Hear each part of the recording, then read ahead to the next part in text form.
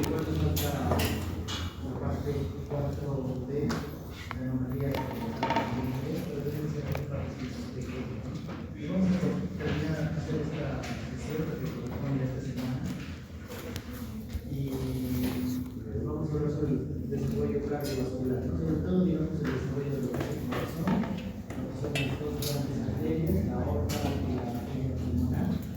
Y, digamos, el sistema circulatorio que está asociado a, sobre todo, a la parte del cuello.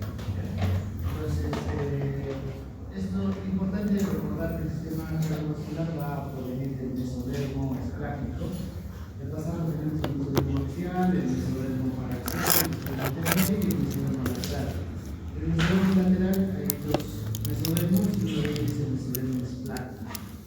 Y ya en la tercera semana existe una circulación sanguínea y aproximadamente a las 4 semanas se van a observar los dos tubos cardíacos, o sea, inicialmente lo que es la aorta, la arteria pulmonar y el corazón va a provenir de dos tubos cardíacos primitivos, ¿no? Luego estos dos se van a juntar, como vamos a ver en unas diapositivas posteriormente, ¿no? Y luego va a formar lo que es el asa cardíaca.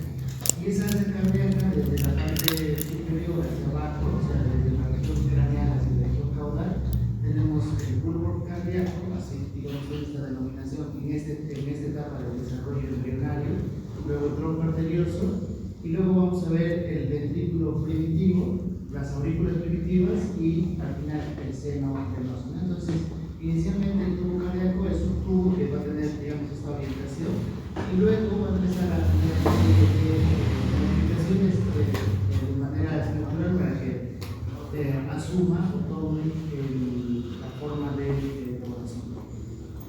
Antes de hablar, digamos, cómo se desarrolla, cómo se forman los orígenes, etc., es importante recordar o determinar, que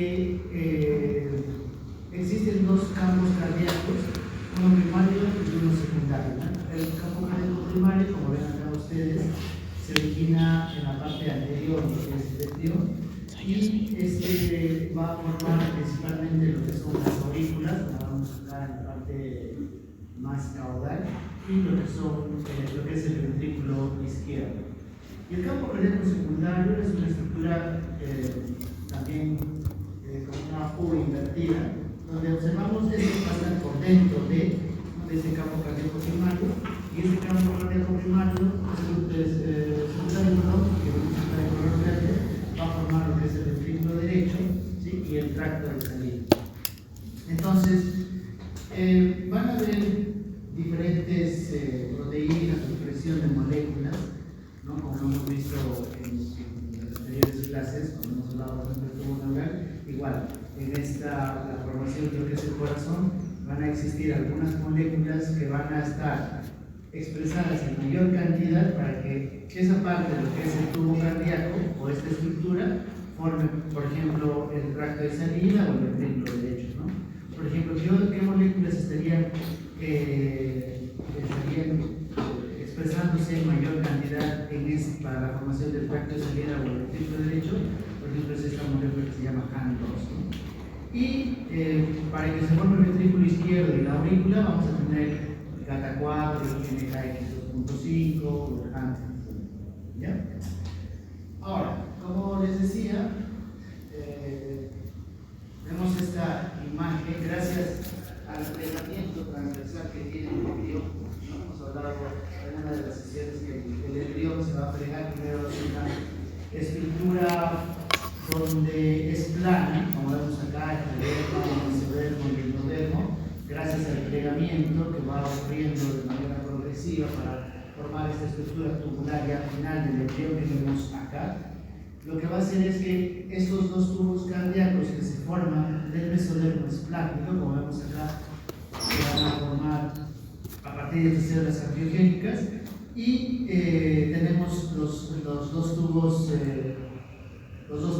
cardíacos acá en esta imagen, ¿no? Y estos dos tubos que incluso acá dice aorta dorsal, ¿no? Y nosotros tenemos una sola aorta que va a estar en el medio. El producto de esta formación de este embrión que a través de este entregamiento transversal vamos a observar entonces que estos dos tubos cardíacos van a unirse en uno solo, ¿no? Para formar lo que son el tubo cardíaco, ¿no? Entonces el tubo cardíaco, la parte interna va a estar constituido por lo que es el endocardio.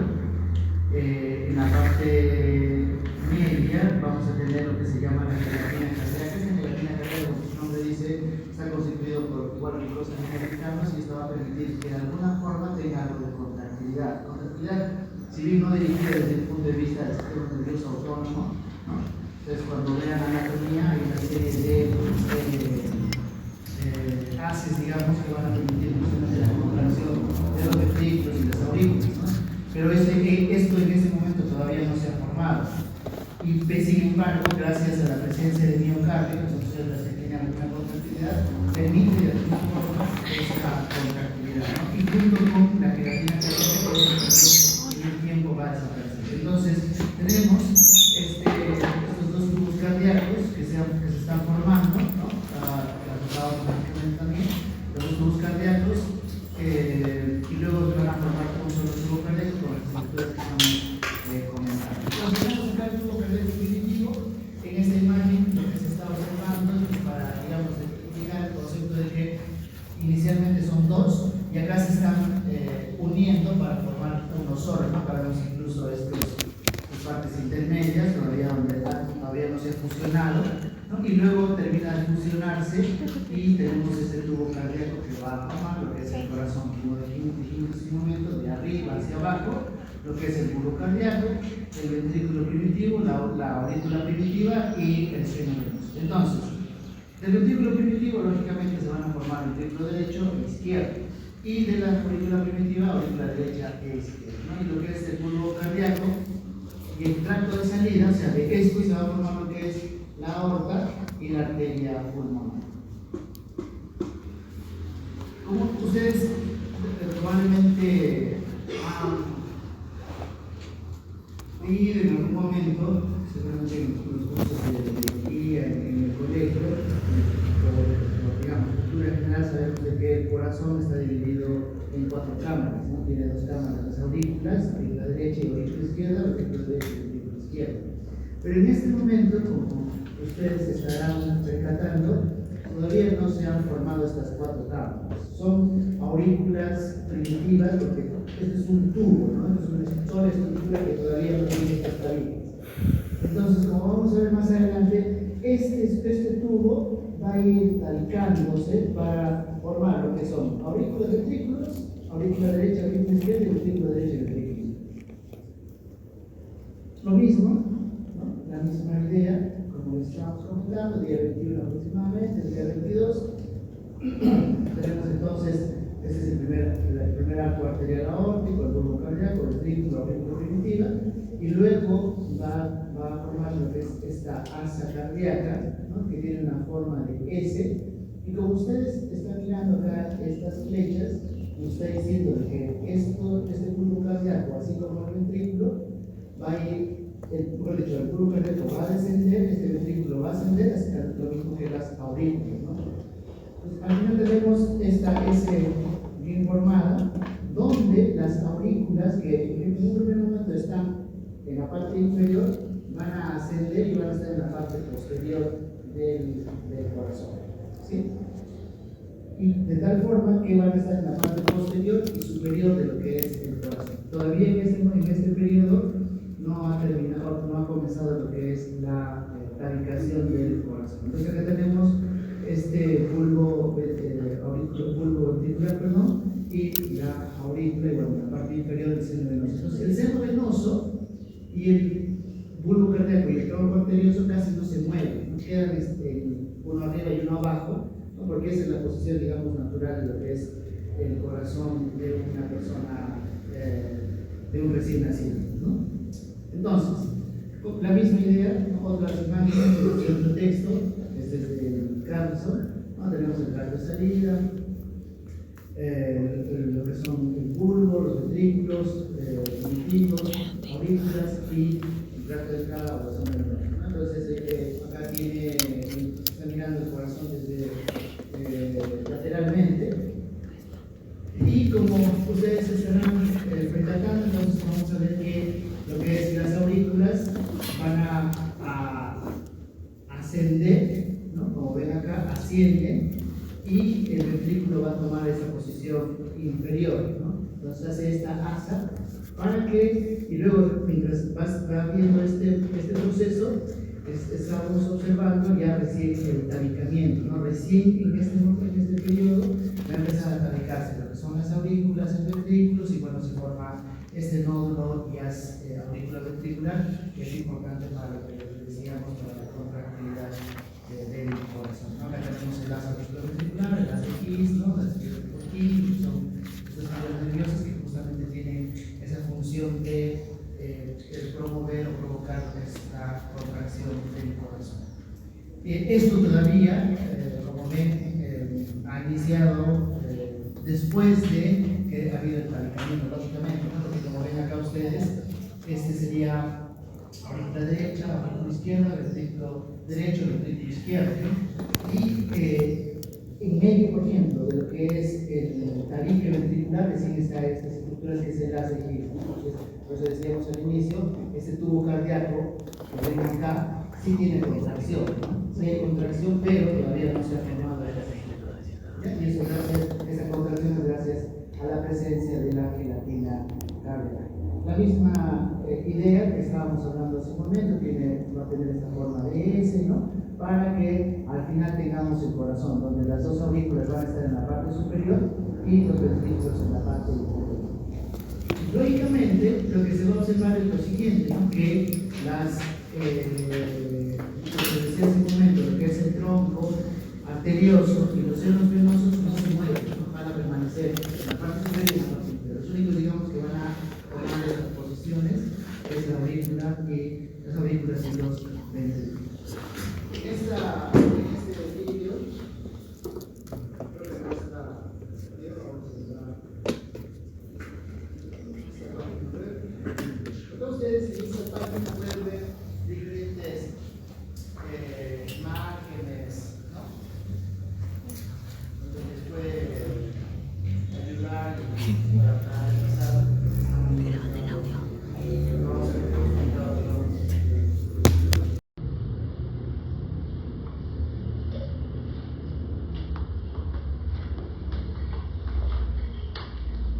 Entonces acá vamos a ver con este video cómo se van a ordenar lo que se forma el tubo cardíaco, y este tubo cardíaco va formándose las aurículas y los ventrículos. Primero tiene una forma C y luego una forma S. Y acá lo que está mostrando además es justamente la expresión de estos genes, ¿no? O sea, estos genes son importantes para que diferencie lo que son las aurículas y los ventrículos.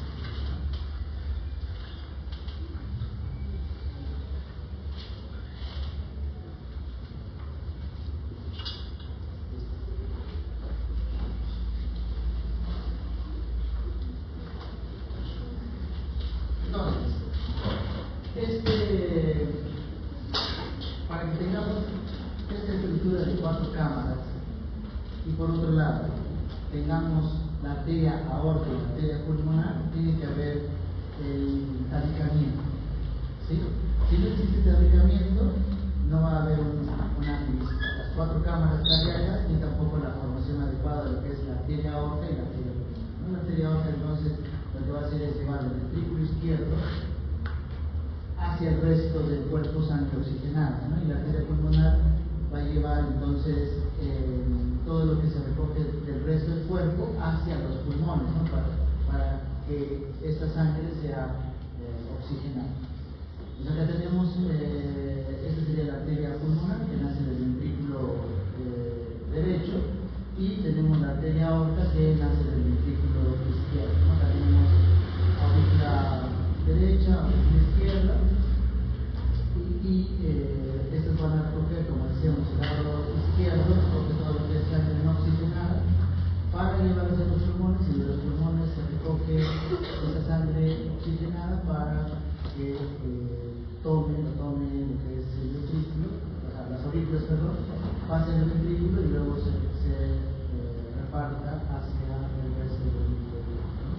Entonces, tiene que haber estos tabiques y vamos a tener un tabique que va a dividir entonces las aurículas de los ventrículos, y luego vamos a tener un tabique que va a dividir a las dos aurículas, y va a haber un tercer tabique que va a separar entonces a los dos ventrículos. Entonces tendríamos tres tipos de tabiques, ¿no? El primero, lo repito, entre aurícula y ventrículo; el segundo entre aurículas; y el tercero entre ventrículos. Eso en el corazón, ¿sí?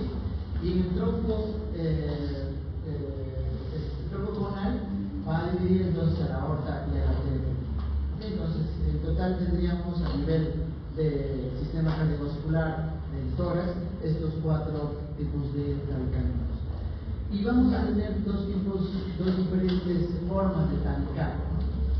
Y una de ellas es la producción de lo que se denominan las almohadillas endocárdicas, o también algunos textos lo conocen como los cojinetes endocárdicos, ¿no? Entonces acá vamos a agregar en nuestra diapositiva almohadillas o cojinetes endocárdicos. Algunos textos de repente podrían tomar ese nombre, cojinetes endocárdicos. Y la idea de estos cojinetes endocárdicos, acá entonces estamos viendo, esta es la luz del tubo cardíaco. Como se dan cuenta ustedes, es un tubo, ¿no? Todavía no se ven los tabiques, y lo que vamos a observar es que el endocardio, ¿no?, se va a separar de lo que es esta matriz extracelular, ¿no?, lo que es la gelatina cardíaca. Se separa, ¿no?, se llena de esta matriz extracelular, y luego de eso el endocardio va a las células endocárdicas van a empezar a replicarse para llenar este espacio, ¿no?, de tal forma de que va a ser una estructura que va a formar un tabique. Y estos son lo que se denominan los tabiques endocárdicos, que, repito, van a provenir primero, va a haber esta formación del endocardio, una protrusión, ¿no?, la gelatina cardíaca también va a llenar este espacio, y luego una división celular a partir de las células del endocardio. Esta forma de tabicamiento va a dividir entonces lo que son las aurículas de los ventrículos. Las aurículas de los ventrículos va a utilizar esta forma de tabicamiento a través de lo que es almohadillas endocárdicas, ¿sí? ¿Y qué otra estructura utiliza esta forma de división? También lo que es el tracto de salida, o sea, lo que va a formar la arteria pulmonar y de la arteria aórtica. Entonces, esta forma de división es para dividir aurículas de ventrículos y pulmonar de aórtica. ¿Okay? Y acá hay una característica, digamos, en el sentido de que en el tracto de salida van a haber células de la cresta neural. ¿Sí se acuerdan de las células de la cresta neural? Es neuroectodermo, que va a migrar hacia la parte anterior y va a invadir justamente y va a formar estos cojinetes endocárdicos. ¿Pero dónde? En el tracto de salida. Por lo tanto, ustedes de repente han escuchado, han visto o leído de repente en los textos de Kahneman o Carlson, que existen enfermedades donde va a haber afectación, por ejemplo, en la formación de la cara y también en la formación del corazón, ¿no? Entonces, una de las explicaciones es justamente porque va a afectar la formación de la cresta neural. Son células que la cresta neural no funcionan bien, por lo tanto no se va a formar bien el rostro, porque hemos hablado en la clase, hace dos clases, que en lo que es la formación de la cara, el rostro, proviene de las células de la cresta neural. Por eso les decía en un inicio, estas células de la cresta neural no tienen una lógica desde un punto de vista funcional, ¿no? Y bueno, es importante, digamos, tener presente. Y acá vemos entonces este tabicamiento cardíaco, específicamente a nivel del conducto auriculoventricular. Lo que esto se forma más o menos a la cuarta, quinta semana. Se fusionan estos cojinetes endocárdicos, y lo que primero tenemos un orificio auriculoventricular común, ¿no? Se va a ir formando estos tabiques endocárdicos de manera progresiva y luego se van a fusionar, ¿no? Entonces lo que vamos a tener es la separación de lo que es aurícula de ventrículos, y por otro lado también vamos a tener que, gracias a estos cojinetes, tengamos estos estas válvulas, ¿no? La válvula tricúspide y la válvula mitral, ¿no? Entonces, estos continentes también contribuyen a que se formen estas válvulas de manera adecuada. En las aurículas y en los ventrículos va a ocurrir un tabicamiento, que es la formación de un tabique, pero que solo parte desde una de las paredes. Esa es la diferencia, digamos, entre la división de las aurículas, los ventrículos, con lo que acabamos de comentar, entre aurículas y ventrículos, ¿no? En lo que es la división de las dos aurículas, derecha e izquierda, y ventrículo derecho e izquierdo, solamente vamos a tener un tabicamiento que parte de una de las paredes, ¿ya?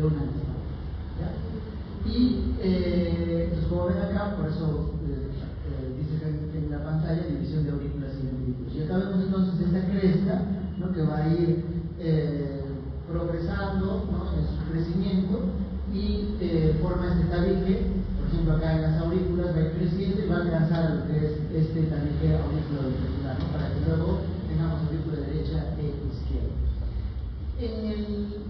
Entre las dos aurículas vamos a tener dos tabiques, ¿ya? Repito, entre las dos aurículas vamos a tener dos tabiques y entre los dos ventrículos solo un tabique, ¿ya? Esas diferencias son importantes tener en cuenta. De hecho, en nuestros exámenes solemos tomar estas diferencias o a que se tiene que acordar de estas características. Entonces, en la aurícula vamos a tener dos tabiques y tiene que haber un orden, o sea, los dos tabiques no se forman de manera simultánea. Primero se forma una estructura, un septum o septo, lo que se conoce como septum primum. Entonces, es el término embrionario, ¿no? Septum primum. ¿Por qué primum? Porque es el primero que aparece, ¿sí? Y como vean ya ustedes, va a formarse desde la parte superior de lo que es estas son las dos aurículas, ¿no? Esta es la aurícula primitiva, y va a ir creciendo de manera progresiva hacia abajo para alcanzar lo que es el tabique auriculoventricular, ¿no? Acá vemos ya el tabique auriculoventricular que separa aurícula de ventrículos y va a ir creciendo de manera progresiva de arriba hacia abajo. Y vamos a ver entonces esta estructura que al final, digamos, en la parte inferior va a dejar un espacio en blanco, ¿no? Este espacio en blanco se conoce como el ostium primum, ¿no? ¿Por qué se llama primo? Porque es el primero en aparecer, ¿sí? Ahora, progresivamente este ostium primum tiene que ir cerrándose, pero en la parte superior va a empezar a aparecer una serie de agujeros, ¿sí? Ahora, ¿por qué tiene que haber una comunicación entre la aurícula derecha y la aurícula izquierda? Porque durante la gestación, durante la etapa embrionaria y la etapa fetal, la sangre oxigenada no está en el lado izquierdo, como en este momento en nosotros, sino está en el lado derecho. Entonces, tiene que haber una comunicación entre lo que es las aurículas, la aurícula derecha y la aurícula izquierda, para permitir justamente que pase la sangre oxigenada del lado derecho hacia el lado izquierdo. Por eso, digamos, la presencia de esta estructura que se conoce como el ostium primum inicialmente y luego el ostium secundum. Si no existiese eso, el embrión no se oxigenaría, no tendría los nutrientes necesarios, ¿no? Porque cuando vamos a ver más adelante, digamos, hablemos de lo que es la circulación embrionaria, todo lo que está oxigenado que viene de la madre va a llegar a la aurícula derecha, a la aurícula derecha. Entonces, lo que ustedes tenemos que acordar es este importante y por qué, digamos, la presencia de este ostium primum y ostium secundum, ¿no? No son cuestiones aleatorias o simplemente porque, digamos, se le ocurrió, ¿no?, a la naturaleza, sino que eso es importante porque justamente va a permitir, acá vemos por eso esa flecha, ¿no?, esa flecha que nos está diciendo de que el flujo va de derecha a izquierda. En esta imagen la misma idea, donde estamos observando la formación del septum primum, aparece el ostium primum en la parte inferior y luego estos agujeros en la parte superior van a ir apareciendo de manera progresiva hasta que esto se cierra y va a compensar. O sea, esto se cierra y luego va a haber el ostium secundum igual va a seguir habiendo flujo de derecha a izquierda, ¿no? Entonces tenemos el primo y luego la aparición del osteo segundo. Acuérdense, esto del primo y segundo solamente es una secuencia, ¿no? Es una secuencia de primos, o sea, el primero, el segundo, ¿sí? Entonces hemos dicho que entre las aurículas tiene que haber una división, o hay una división entre, o la división, perdón, es el doble tabiquamiento. Entonces, el segundo tabique, ¿no? Se llama septum segundo. ¿Sí? Hay una lógica, ¿no? Septum segundo. Y luego, este septum segundo también no tiene que completar, no tiene que terminar de cerrarse, porque si es que se cerrase, no permitiría entonces nuevamente el flujo de derecha a izquierda. ¿Ok? Y por lo tanto, va a dejar un espacio que se conoce como el nombre de foramen oval. Ahora, ¿por qué hay esta doble capa? ¿No? Porque justamente funciona como una válvula para que permita el flujo de derecha a izquierda y la sangre que está a la izquierda no presione y no regrese al ventrículo, a la aurícula derecha, ¿no? Entonces es una válvula y va cerrando, por eso hay este doble tabiquamiento, ¿sí? A diferencia de lo que vamos a ver ahora en el ventrículo, eso es, digamos, la secuencia que estamos hablando y eso es el resumen, ¿no? A diferencia del ventrículo, que en este caso es solamente un tabique y sí se tiene que cerrar por completo, ¿no? No hay esa comunicación de derecha a izquierda, aunque, y solamente un paréntesis, algunas investigaciones han observado de que hay un flujo, pero es un flujo laminar, o sea, es un flujo de sangre, pero la cantidad de sangre es muy pequeña, de izquierda, de derecha, izquierda, de centro, ¿no? Pero entonces, en este caso, para que se dividan los dos ventrículos, acá tenemos el ventrículo derecho primitivo, el ventrículo izquierdo, ¿no? Vamos a tener este tabiquamiento, repito, ¿de dónde? De una de las paredes, y esta va a alcanzar al tabique auriculoventricular de la parte inferior hacia la parte superior. ¿Okay? Entonces tenemos una porción muscular que va a alcanzar, como repito, hasta lo que es el tabique auriculoventricular y una porción membranosa del tabique interventricular. Este tipo de tabique interventricular que es uno solo, ¿no?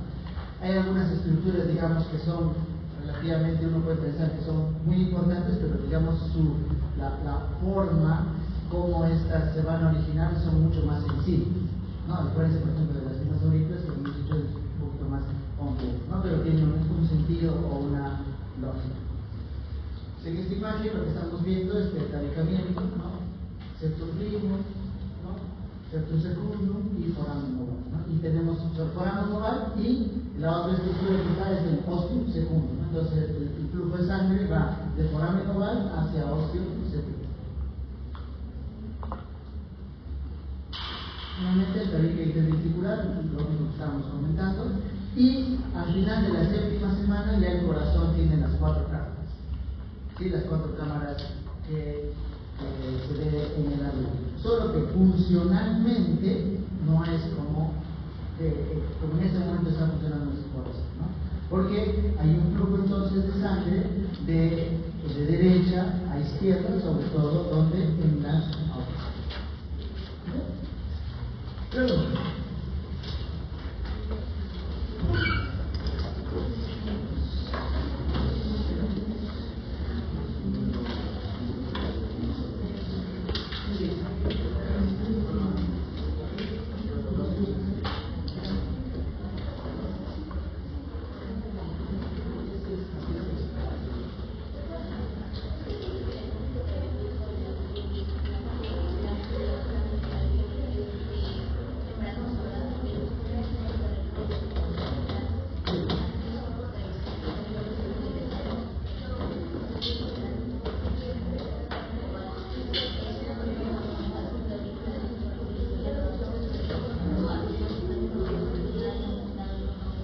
claro, lo vamos a ver más adelante, cuando veamos circulación embrionaria, el conducto venoso y el conducto arterioso son importantes para la circulación del feto.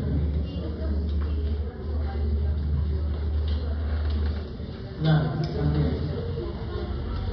Claro, sería el importante, pero en algún momento seguro aumentarían las presiones en el lado de... Sí. Y eso de repente quizás provocaría muerte en el espectro.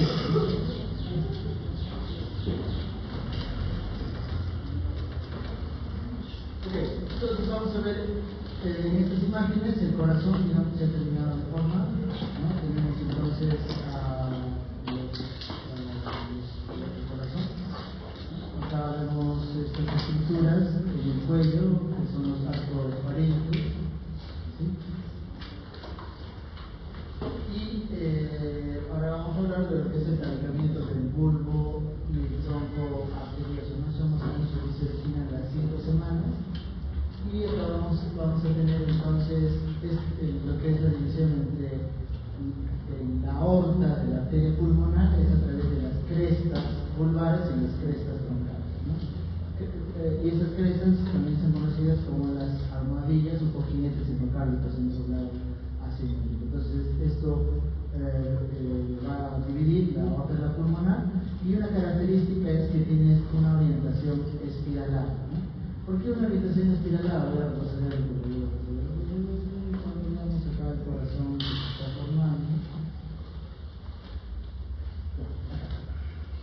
Este es un corazón ya ha completado su desarrollo, es un corazón de un recién nacido, digamos, ¿no? Donde ya se ha restablecido la circulación que va a estar presente durante toda la vida. Y estas dos estructuras de la arteria pulmonar y la arteria aorta están, digamos,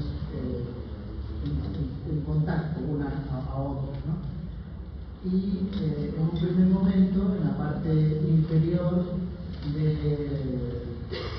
estas dos estructuras, pulmonar y la aorta está en la parte posterior, ¿sí? Está en la parte posterior, y la arteria pulmonar está en la parte anterior, ¿sí?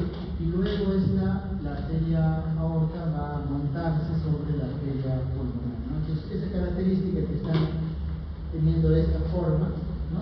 Justamente es porque la división va a ser de forma espiralada del tronco arterioso y del bulbo arterioso, ¿no? Entonces, eso se refiere a la orientación espiralada. De tal forma que vamos a tener el tronco de la arteria pulmonar y la misma. Creo que les he puesto como 3 o 4 imágenes justamente para comentar ese tema, ¿no? Entonces acá vemos el cálculo cardíaco, el tronco arterioso. En la parte superior, bueno, son los arcos aórticos, y al final entonces tenemos esta posición de una arteria a otra, ¿no? Inicialmente entonces se tiene a la arteria pulmonar delante, ¿no? Y luego, digamos, la arteria de la aorta va a montar sobre estas arterias pulmonares, ¿no? Y como ven acá, se están cruzando, ¿sí? Se están cruzando una a otra.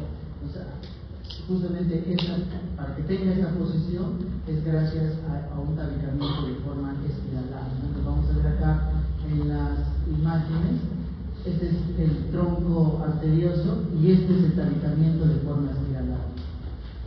Y lo que vamos a ver entonces es esto, ¿no? Ese tabicamiento de forma espiralada, donde tenemos acá la arteria pulmonar en la parte anterior y la arteria aorta en la parte posterior, ¿no? Sobre todo en esta región, y cruzado, no solamente está uno, o sea, así, sino así. Y esto justamente hace que está producido o provocado gracias a esta división de forma espiralada. Entonces cómo se van a dividir el postulado a través de la formación de los tabiques o las almohadillas endocárdicas.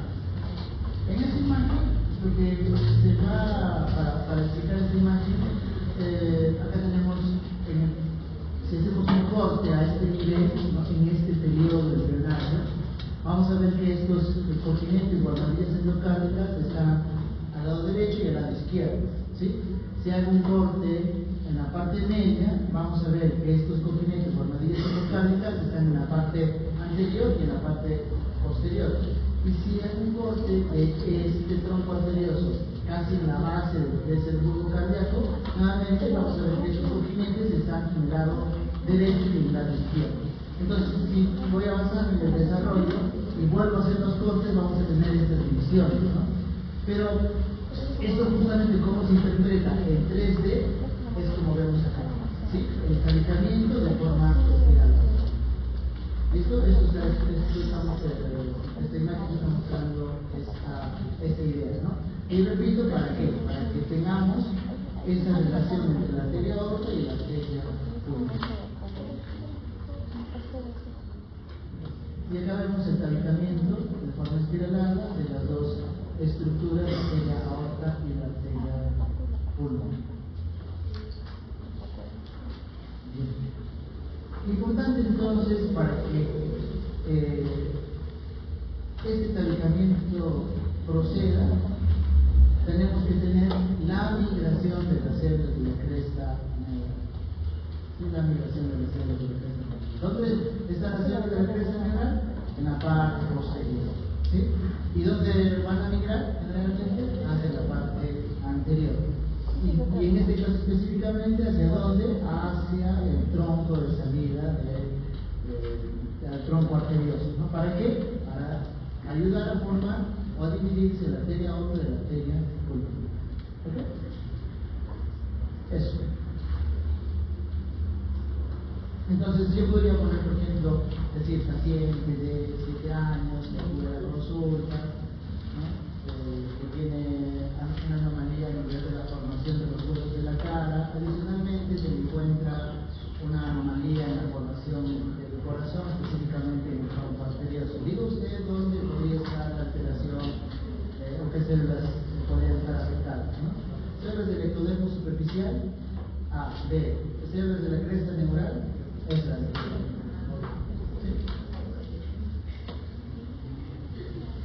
O sea, la idea es que no aprendan, digamos, solamente para memorizar y decir, ya, ustedes migran de un lado hacia otro, sino tratemos de darle una aplicación. Igual como les estaba comentando, tenemos unos exámenes de hace un tiempo de pandemia que son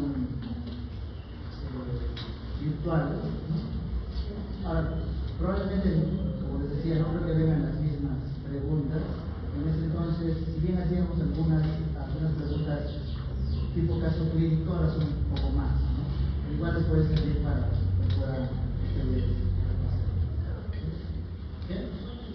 Eso justamente quería preguntarles, ¿no? Si ustedes quieren que se les ponga desde ahora, ¿desde ahora?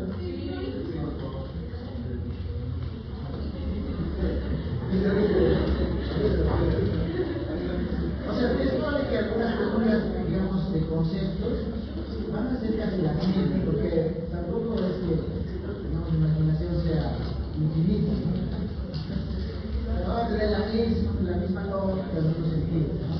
Pero claro, lo que no tienen que hacer es memorizar, o sea, no es el proceso de banco mágico, ¿no? Si esa es la pregunta, la respuesta es no. Porque a veces yo le cambio, la edad, ¿cómo le cambio? ¿No? Le cambio el contexto y ya cambia la respuesta. Igual están las cuatro respuestas, las cuatro alternativas, y ya le cambia la respuesta. O sea, no, o sea, la idea de este banco es que más o menos sepan cómo son las preguntas, y vayan en repasos, ¿no? Pero no memoricen las preguntas, es para que practiquen, ¿ya? No memoricen, eso sí. Porque de hecho, si bien no tengo una imaginación infinita, pero podría yo cambiarle, digamos, por ejemplo, la pregunta, ¿no? Igual puedo preguntar paciente de 7 años con anomalía en la formación de los huesos de la cara y tiene una malformación cardíaca, ¿no? Y podría preguntar no necesariamente cuál es el grupo celular que está afectándose, ¿no? Sino podría decir, el paciente tiene por ejemplo, una lesión en el cromosoma 22, diga usted qué tipo de anomalía es, ¿no? Ustedes van a ver cresta neural y van a decir cresta neural, pero no hay cresta neural, está mala la pregunta, ¿no? ¿Sí? No, pero o sea, no va a ser que en vez de ayudarnos, ustedes mismos se perjudiquen. Ok, sigamos. Entonces, ya vemos la formación de estas almohadillas endocárdicas, y acá nuevamente estamos ya indicando por tercera o cuarta vez en esta sesión la contribución de las células de la cresta neural, ¿no? Cómo contribuyen para que se divida lo que es la aorta de la arteria pulmonar, y por otro lado, sobre todo, digamos, para la división en sí de estas dos arterias importantes, y también va a formar parte de lo que sería entonces la válvula aórtica y la válvula pulmonar. ¿Sí?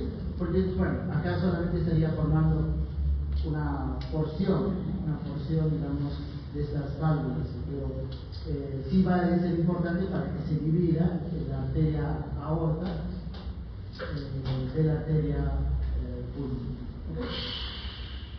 Y vemos acá además que es importante la formación de estas válvulas. Estas válvulas tienen un sentido, ¿no? Que va a estar, digamos, en este caso, en el sentido del flujo de sangre, ¿no?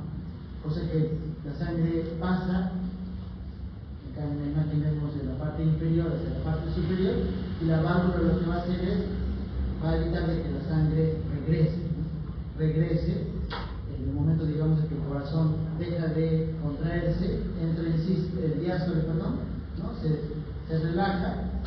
Teóricamente acá hay una presión alta de sangre y en teoría debería regresar, y justamente la válvula lo que hace es se cierra y evita de que regrese la sangre, ¿sí? Entonces eso seguramente lo van a ver con más detalle cuando hagan los cursos de fisiología, pero para que tengan idea para qué funcionan estas válvulas. Inicialmente hemos dicho en la primera diapositiva de que hay una circulación desde la etapa embrionaria, ¿no? Y esta circulación en la etapa embrionaria principalmente incluso se observa cuando vemos, cuando se ve lo que es el saco vitelino. Entonces el saco vitelino, tenemos acá el embrión que se está formando, este es el pedículo de fijación, y esto que sería sería el ganglio, y esto es la cavidad del líquido amniótico. Entonces acá igual hablamos de película de fijación, acá la presión se está implantando, ¿no? Probablemente acá se forme lo que es la placenta, hemos comentado, ¿sí? Para ir repasando. Entonces acá tenemos en esta imagen lo que es la circulación primitiva, ¿no? Vamos a ver lo que es primero lo que son las venas y luego lo que son las arterias, ¿no? Veamos primero del saco vitelino.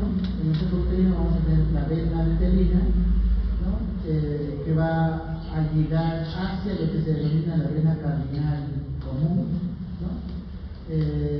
Luego tenemos dos venas cardinales, una anterior y una posterior. Y el otro día, creo que uno de ustedes me comentaba, creo del grupo del tercer ciclo,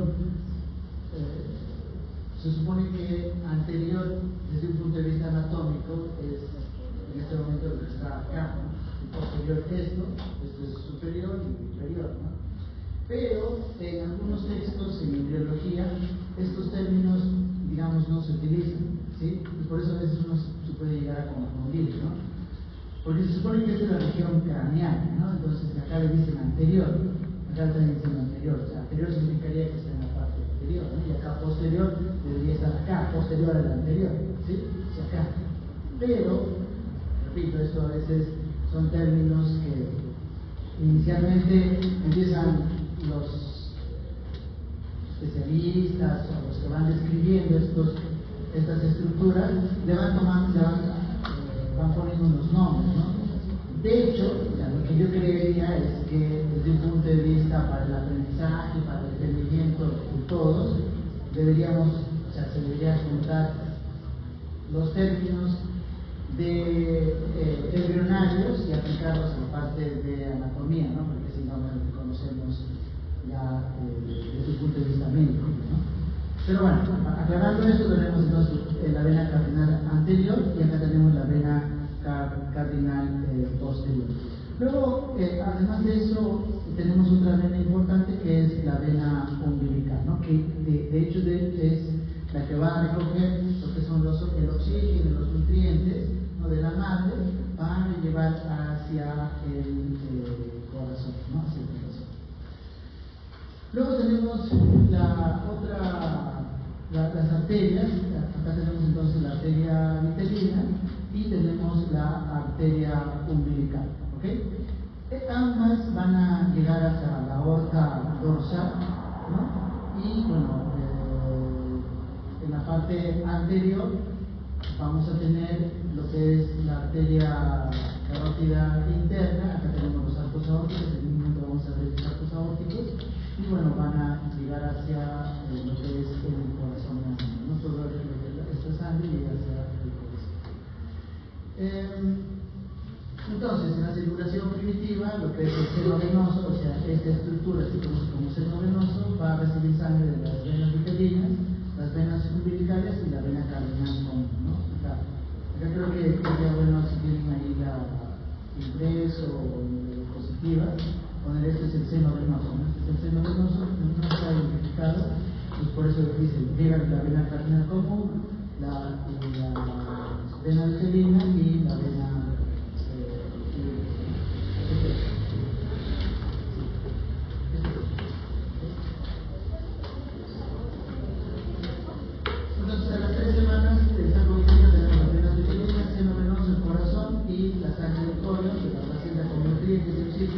a través de las venas umbilicales hacia el corazón, y de hecho a día 22 hay una contracción del corazón. Esto, si se lo pueden memorizar de acá para toda su vida, pues buena onda, ¿no? Porque probablemente pueda venir para los exámenes de ENAM o para la residencia, ¿ya? A veces nos preguntan, ¿por qué les digo? Porque nos juntamos con otros profesores de biología del país, ¿no? Y a mucha gente les gusta preguntar esto. Yo no preguntaría, ¿no? Yo no le voy a preguntar para el examen, ¿sí? Pero mejor lo aprenden para ahora, siempre. Día 22, ¿no? El corazón empieza a contraerse.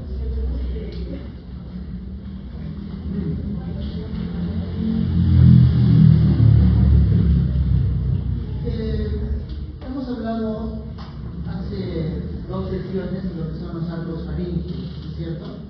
Y en esos arcos faríngeos van a ver lo que se denominan los arcos aórticos. Entonces, no hay que confundir, digamos, la aorta que hemos estado hablando en ese momento y la aorta dorsal de estos arcos aórticos, ¿no? Son estructuras, arterias primitivas, ¿no? Que van a estar en los arcos aórticos. Y más o menos se forman en la 4ª semana y se originan de hecho del tronco arterioso y van a desembocar en la aorta dorsal, ¿no? Y más o menos entre la 6ª y la 8ª semana vamos a tener algunos arcos aórticos que van a involucionar, es decir, que van a desaparecer y no van a formar ninguna estructura en el adulto, ¿ya? En el adulto o en el recién nacido, en el feto, ¿no? Entonces ya vemos que el primer y el segundo arco aórtico, involuciona, ¿no? Pero va a formar una de ellas, la arteria maxilar, la arteria ilíaca del músculo y del músculo del estribo. El tercer arco aórtico formará lo que son las carótidas primitivas y la carótida interna. El cuarto arco aórtico, la subclavia derecha y el callado de la aorta. El quinto, no hay, porque hemos visto también que el quinto arco faríngeo no existe, a veces. Y el sexto arco aórtico formará lo que es la arteria pulmonar derecha y el conducto arterioso. Mejor con imagen. Acá tenemos la aorta dorsal derecha, aorta dorsal izquierda, se fusionan en una sola, ¿no? Acá tenemos entonces esta aorta dorsal derecha, repito, aorta dorsal izquierda. Y vamos a ver, estos son los arcos aórticos, ¿no? Que van a comunicar la parte posterior con la parte inferior a nivel sobre todo del cuello y parte superior de lo que es el tórax. Entonces acá tenemos primer arco aórtico, segundo, tercero, cuarto, quinto y sexto. Son 6 arcos aórticos y hemos dicho que ya de plano, el quinto no va a formar ninguna estructura, ¿sí? Y en esta imagen justamente lo que se está observando es lo que estábamos hablando hace un momento, que hay algunos arcos aórticos que van a desaparecer. Lo que ustedes ven como líneas punteadas justamente son esos arcos aórticos que veíamos acá, ¿sí? Que luego no forman ninguna estructura relacionada a la circulación cardiovascular. De estas, digamos, las que son importantes en las diferencias, o sea, sobre todo acá, por ejemplo, la arteria carótida común es similar, ¿no? Porque se ve en ambos lados, ¿no? Pero, digamos, acá vemos este arco aórtico, en el lado derecho formará lo que es la arteria subclavia derecha, y en el lado izquierdo el callado aórtico.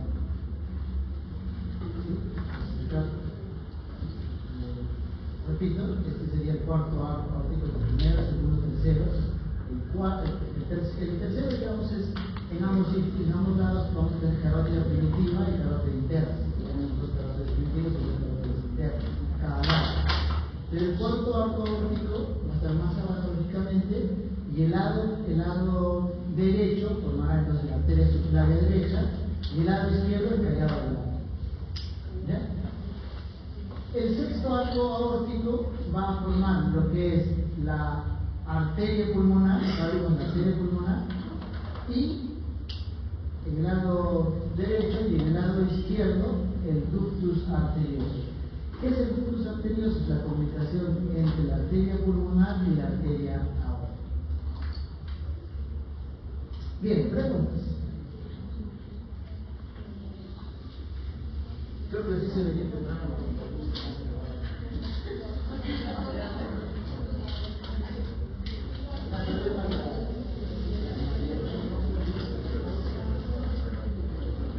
¿Preguntas?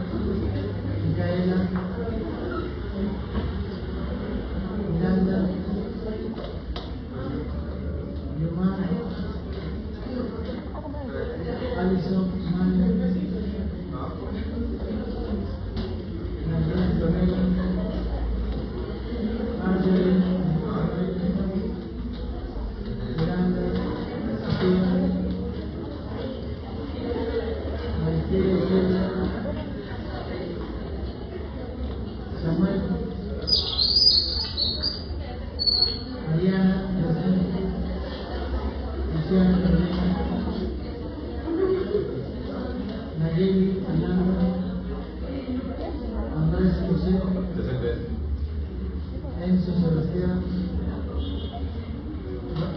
Sofía, Rocío, Elizabeth, Mariana, Marcela, Luciana, Alejandro, Eduardo, Enrico, Pedro, David, Bianca,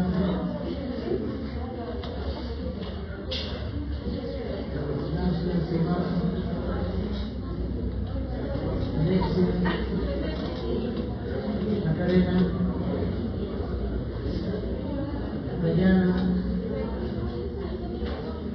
Maciel, Angeli, Alejandro, Pablo Gabriel, Lucero, Ángel y Ainara.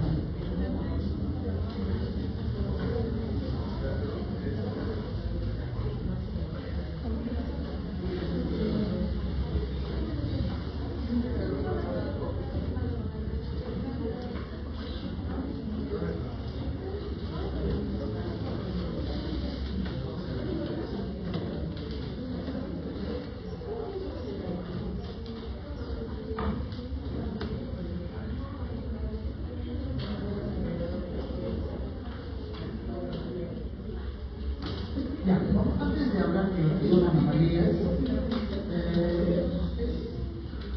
importante primero comentar cómo es la circulación fetal. ¿Ya? Pues vamos a ver algunos aspectos los más importantes relacionados a la circulación fetal. Vemos entonces la placenta que a través de la vena umbilical, ¿no?, lleva lo que es la sangre oxigenada y los nutrientes, llega hasta el hígado, ¿no? Y el hígado utiliza un bypass, ¿sí? Hace un cortocircuito, ¿no? Es el ductus venoso. O sea, no, parte, digamos, de la sangre sí va a entrar a procesarse dentro de lo que es estos vasos hepáticos, pero gran parte va a utilizar este bypass, que es el ductus arterioso que vemos acá en esta imagen. Entonces, el ductus arterioso sirve como un bypass, llega a lo que es la vena cava inferior, ¿no? Y la vena cava inferior va a llegar hasta la aurícula derecha. Entonces, en la aurícula derecha va a recibir sangre, entonces, de lo que es la vena cava inferior, y esta va a estar llena, digamos, lo que son nutrientes, oxígeno, ¿no? Llega a la aurícula derecha, y como estábamos hablando hace un momento, hay una comunicación en este periodo fetal, una comunicación entre la aurícula derecha y la aurícula izquierda, y va a pasar la sangre de la derecha a la izquierda, ¿no? Claro, lógicamente también la aurícula derecha recibe sangre de lo que es la vena cava superior, digamos, de todo lo que es el cuello y la cabeza, ¿no? Ahora, si bien parte de la sangre pasa de la aurícula derecha a la izquierda, pero también una cantidad importante va a llegar hacia el ventrículo derecho, ¿no? Entonces, el ventrículo derecho bombea y lleva sangre bien oxigenada a través de la arteria pulmonar, ¿sí? La arteria pulmonar. Y esta arteria pulmonar está también, hay otro bypass que, digamos, si hay algo de sangre oxigenada que está pasando al ventrículo derecho, también esa sangre oxigenada va a comunicarse hacia la aorta directamente a través del ductus arterioso. Entonces, tenemos dos tipos de ductus: el ductus venoso, ¿no?, que es el primer bypass, y el otro bypass es el ductus arterioso. Este ductus venoso sirve para que mayor cantidad de sangre y de mayor rapidez llegue hacia la vena cava inferior, ¿no? Y el ductus arterioso va tener otra finalidad, que es que la aorta tenga una mayor cantidad de sangre oxigenada. ¿Sí? Ahora, la sangre entonces que está en el lado izquierdo, ¿no? De la aurícula izquierda pasa al ventrículo izquierdo y del ventrículo izquierdo va a ondearse la sangre hacia la aorta, ¿no? Pero digamos ya esta sangre de la aurícula derecha contiene sangre con CO2, digamos, porque va a recolectar lo que es parte, digamos, de lo que proviene parcialmente de la aurícula. Perdón, voy a nuevamente hablarles, ¿ya? Entonces, vamos, la aurícula derecha, la aurícula derecha lleva la sangre que está parcialmente oxigenada o está oxigenada, ¿no? que viene de la aurícula izquierda, perdón, va a llevar sangre del lado derecho hacia el ventrículo izquierdo, y este ventrículo izquierdo pues bombea la sangre oxigenada, ¿no? Pero va a haber sangre que, digamos, no está completamente oxigenada, y por eso que la arteria pulmonar se comunica a través del ductus arterioso para contener mayor cantidad de sangre oxigenada, y esta aorta llevar toda la sangre con los nutrientes al resto del cuerpo. ¿Sí? Eso es lo que tenía que decir. Perdón. ¿Listo? ¿Se entendió? Repito.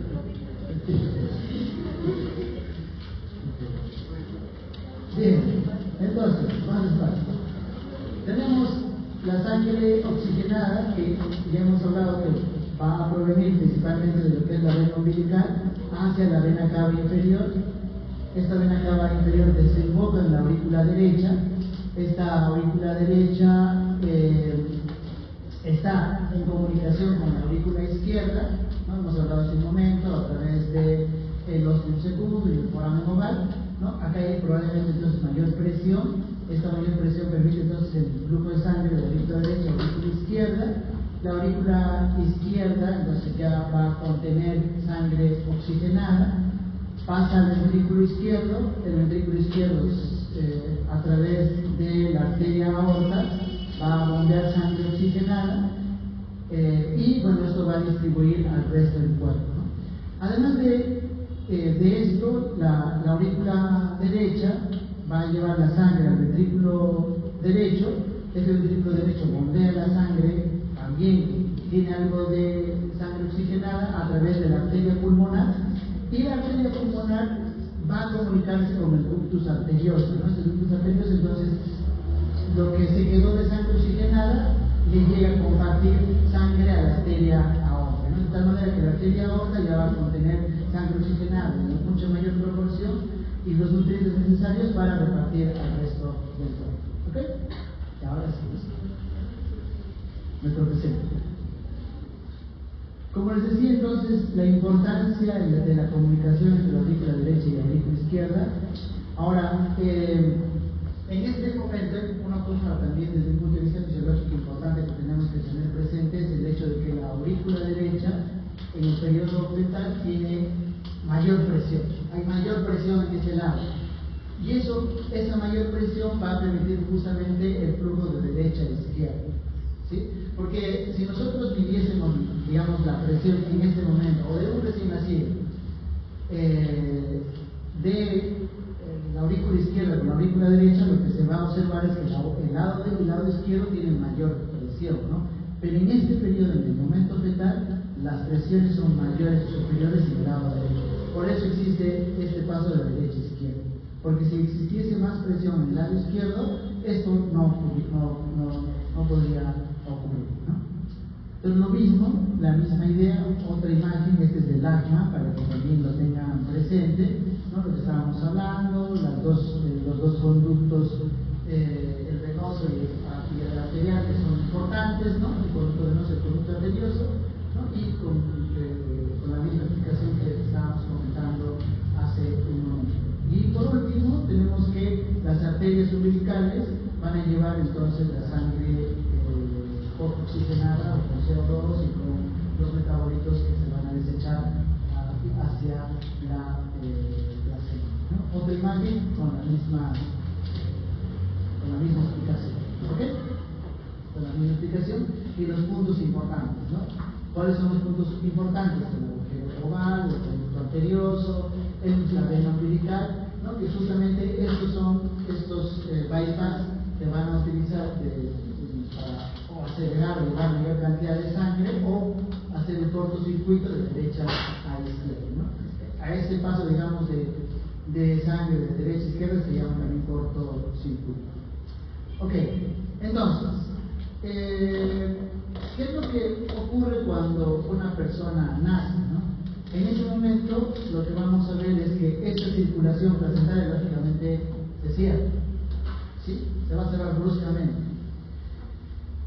Eso por un lado. Por otro lado, los pulmones, si bien los pulmones están siendo de alguna forma funcionales, lógicamente no están llenos de aire, ¿no? Entonces, el que se llene de aire hace de que aumente el flujo sanguíneo a nivel pulmonar, y esto que va a provocar que aumente la presión en la aurícula izquierda, ¿sí?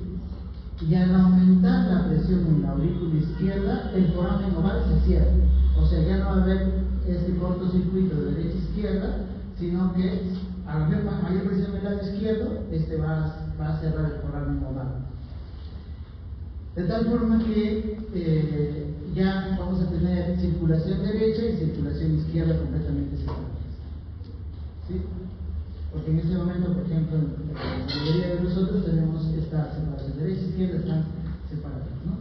¿Por qué? Repito, porque va a haber un aumento de la presión a nivel de la pulmonar, y esto va a provocar que la aurícula izquierda aumente su presión.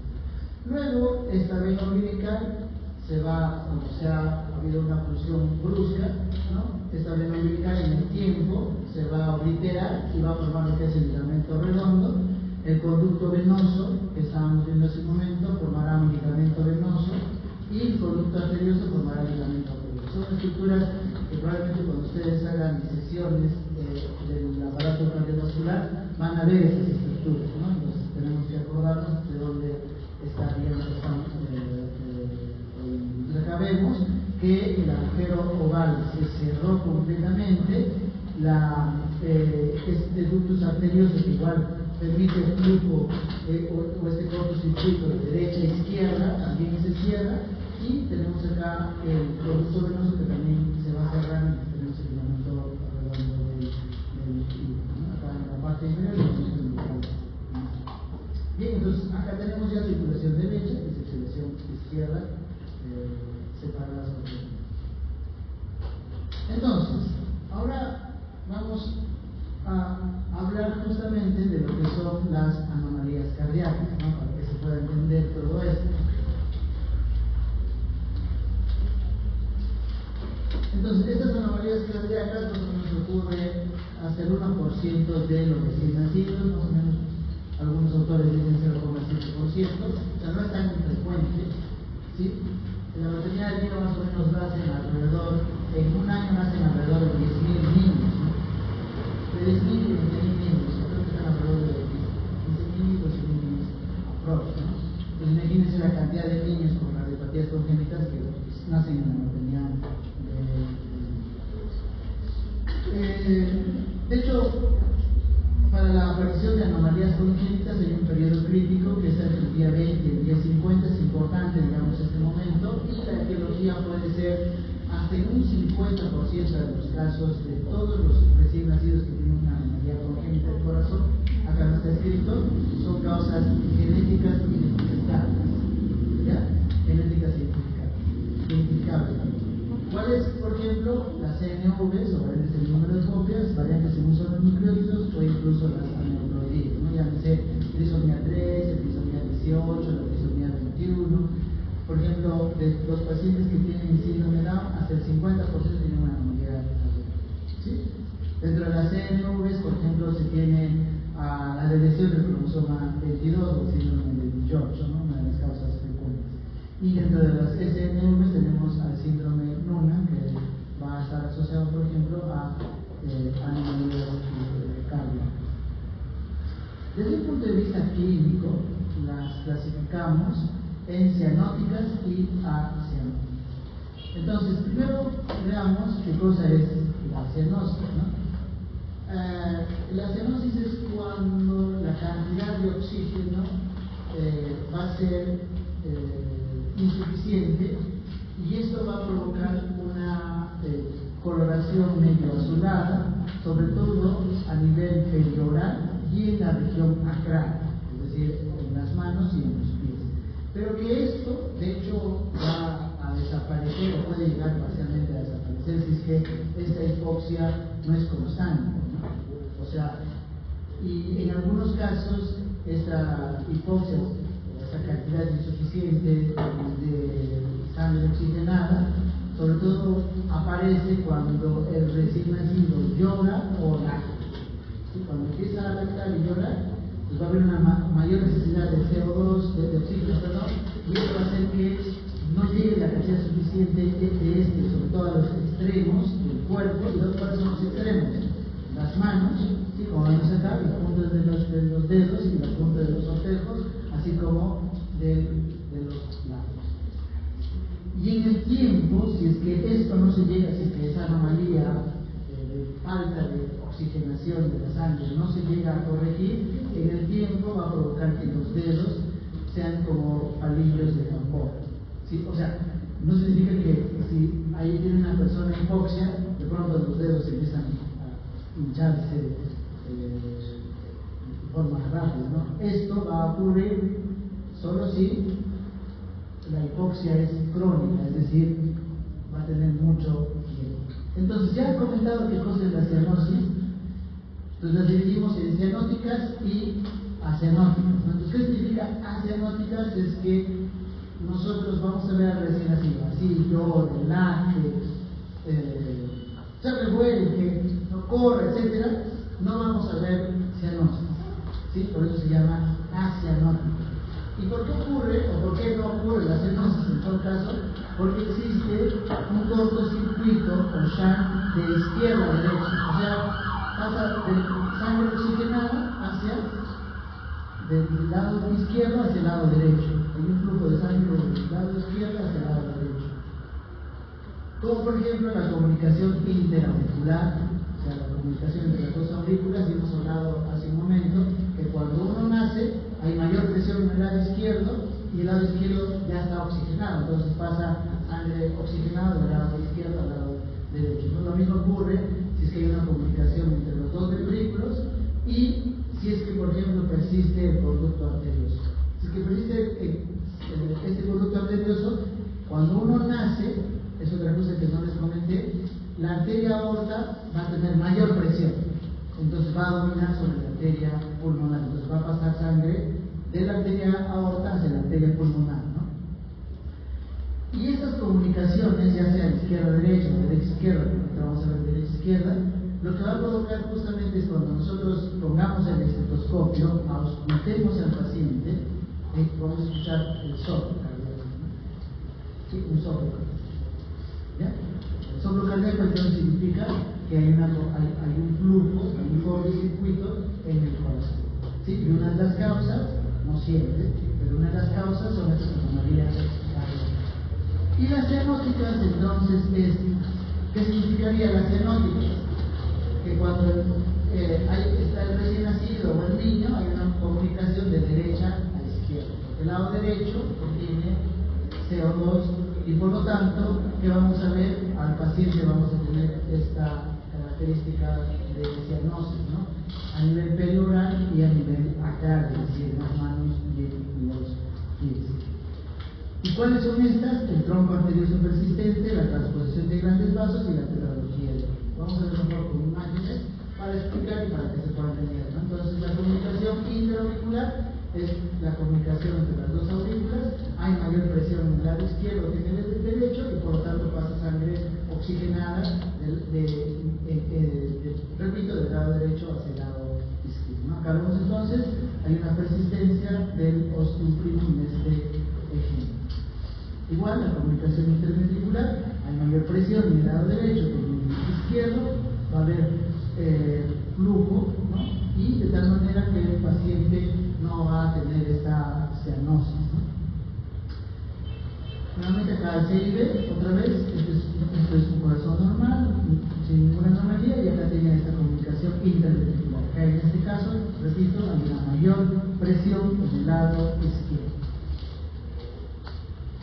Y la tetralogía de Fallot, ¿por qué produce cianosis? ¿No? ¿Por qué produce cianosis? Porque, vamos, para que sea tetralogía de Fallot, ¿por qué se llama tetralogía de Fallot? Porque tiene que tener 4 características, ¿no? Tetralogía de Fallot. ¿Y cuáles son estas 4 características?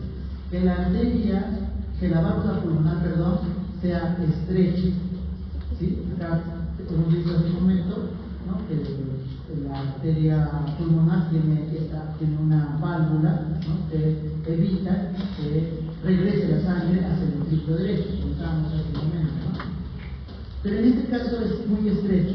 Este estrechamiento que va a provocar que la pared del ventrículo derecho se engruese, sea de mayor grosor que el lado izquierdo. ¿Qué va a provocar eso? Que el ventrículo derecho tenga mayor presión. Si tenemos esta masa muscular comparado con esta, es lógico que acá va a haber mayor presión. Entonces, al haber mayor presión, pero esto provocado ¿por qué? Porque hay una estrechez de esta válvula pulmonar. O sea, ¿por qué se engruesa? Porque como este va a empezar a bombear, este va a empezar a tratar de ganar esa disminución de este flujo, y esto justamente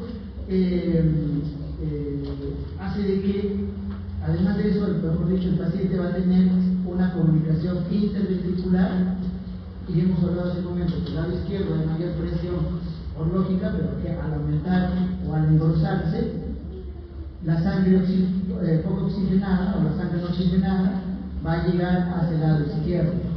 Y este ventrículo izquierdo, lógicamente, bombea la sangre poco oxigenada hacia la aorta, y que vamos a tener a un paciente con cianosis, con una disminución de la cantidad de CO2. Y la tercera característica es que la aorta va a estar sobre el tabique, ¿no? Sobre estos dos, el tabique derecho y izquierdo. De hecho, si el paciente, por ejemplo, solo tuviera esta expresión de la válvula pulmonar, el paciente podría llegar a fallecer. O sea, de alguna manera, el feto compensa, digamos, para que llegue a sobrevivir, su sobrevida, aparezca esa comunicación entre el ventrículo derecho y el ventrículo izquierdo. Nuevamente, lo mismo, la tetralogía de Fallot con las características que les estaba comentando. Ahora, otra anomalía que produce cianosis, ¿sí? Es el trombo arterioso persistente. ¿Qué es el trombo arterioso? Hemos hablado al inicio de la clase, ¿no? El trombo arterioso es esta estructura que va a formar la aorta y la pulmonar. Si dice persistente, ¿qué significa? Que no se formó la aorta ni la pulmonar. Y por eso dice trombo arterioso persistente. Acá vemos que no se ha dividido adecuadamente la aorta de la pulmonar, y una característica adicional es que existe este defecto del tabique interventricular, o sea que el ventrículo derecho y el ventrículo izquierdo bombean casi de manera simultánea, sangre oxigenada y también poco oxígeno a este trombo arterioso persistente, y es lógico que va a llevar sangre o poco oxigenada en la aorta, ¿no? Y eso va a provocar al final lo que es la cianosis. Luego, la otra alteración que está asociada a cianosis es la transposición de los grandes vasos. ¿Cuáles son los dos grandes vasos? Aorta y pulmonar. ¿Sí? Entonces, para que se acuerden, los grandes vasos son la arteria aorta y la arteria pulmonar. Y transposición significa que la aorta, que está al lado izquierdo, está al lado derecho. Y la pulmonar, que debería estar al lado derecho, está al lado izquierdo, ¿no? Como vemos acá. Ventrículo izquierdo no está en comunicación con la aorta, sino con la arteria pulmonar. Entonces, acá tenemos sangre poco oxigenada, ¿sí? El ventrículo derecho. ¿Con qué está en comunicación? Con la arteria aorta. Al bombear se llena de sangre poco oxigenada y por lo tanto vamos a ver a un recién nacido con cianosis. ¿Okay? Bien, claro, claro está que estas anomalías cianóticas siempre se van a acompañar de otra anomalía para tratar de compensar, ¿no? Por ejemplo, acá el tronco arterioso que está todavía abierto no se cierra, ¿no? Y eso va a compensar, porque si solamente el paciente recibiese, o el niño recién nacido recibiese sangre poco oxigenada, de hecho fallecería inmediatamente. Ok, nuevamente acá la transposición de gránulos, la sospecha es transposición de gránulos. O sea, ¿qué ha ocurrido acá? Que el tabicamiento no fue espiralado. ¿Sí? Si no fue espiralado, entonces si bien ha separado la aorta de la pulmonar, pero no de forma espiralada, como comentábamos hace un momento. Y en algunos casos, esta transposición de grandes vasos se puede acompañar de una atresia de la pulmonar, es decir, que la arteria pulmonar es mucho más delgada que lo usual, ¿no? Dentro de otras anomalías, es también, digamos, no necesariamente están asociadas a estas anomalías que acabamos de ver, es la posición solamente del corazón, ¿no? Y esta posición no adecuada del corazón, o sea, no está al lado izquierdo, sino al lado derecho, se conoce como situs inversus. En algunas ocasiones, este situs inversus también se acompaña, por ejemplo, el hígado no esté en el lado derecho, sino esté en el lado izquierdo, y que el vaso no esté en el lado derecho, sino en el lado izquierdo, ¿no? Vamos a ver, ustedes han visto, lo mejor dicho, en el laboratorio virtual, ¿no? Que el hígado está en el lado derecho, ¿no? Pero en estos pacientes, en algunas ocasiones, además del corazón que está en el lado derecho, también se puede observar el hígado hacia el lado derecho. Nosotros hemos hablado para poder entender lo que son las anomalías cardíacas, ¿no? Y en algunos casos, de hecho, puede haber una persistencia de la circulación fetal después de nacimiento, ¿no? Hay un flujo de la derecha a izquierda, persiste el conducto arterioso, entre otras. Muy bien.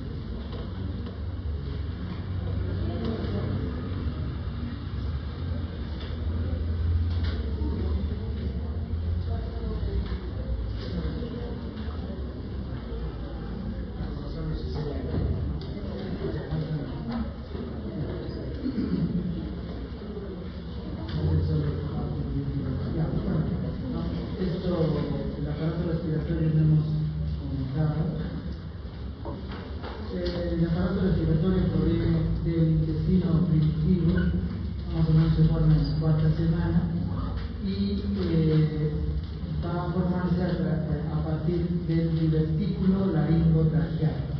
¿sí? El artículo laringotraqueal. Esto forma el tubo laringotraqueal y esta faringe primitiva va a formar lo que es el surco laringotraqueal y luego se va a separar las dos estructuras del aparato respiratorio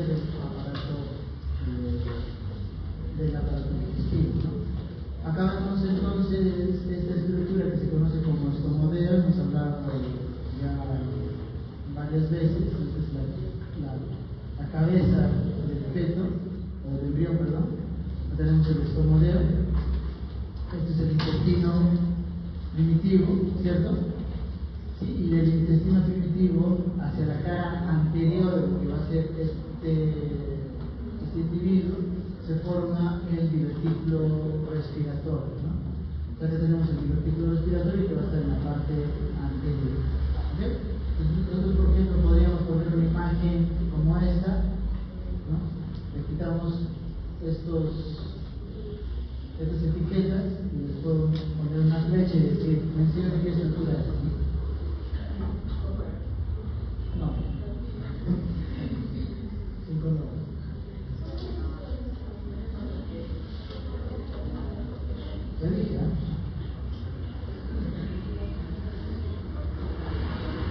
Entonces, el aparato respiratorio va a estar en la parte inferior de lo que es el aparato faríngeo, ¿no? Este es el aparato faríngeo que hemos comentado hace 2 clases. Y parte de lo que es el aparato faríngeo, específicamente los últimos arcos faríneos van a formar lo que es la laringe, ¿no? Entonces, la laringe va a ser parte del aparato respiratorio, ¿no? Entonces acá se está observando las estructuras que van a formar lo que es la parte de la laringe, ¿no? Tenemos la pilotis, la prominencia cerebromelea, el orificio laríngeo. ¿Sí? Entonces, la laringe, que es parte del aparato respiratorio, está caudal, perdón, la parte craneal del tubo laringotraqueal, lo que se llama laringotraqueal, porque justamente forma la laringe y la tráquea. Y esto más o menos está entre el cuarto y sexto par de los arcos faringes, perdón, ¿qué es faringe? No ponen esto, por favor. Faringe se formará la laringe.